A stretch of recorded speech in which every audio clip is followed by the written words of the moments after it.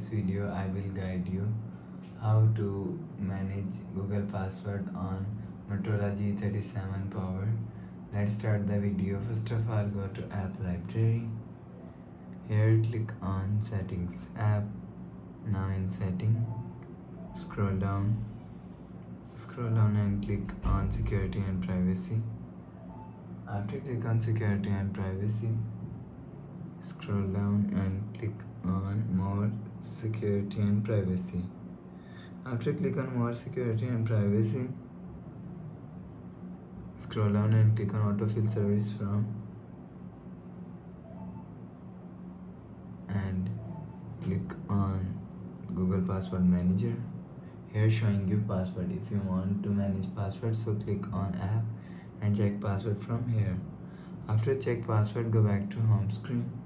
Please subscribe for more new latest videos. Thanks for watching.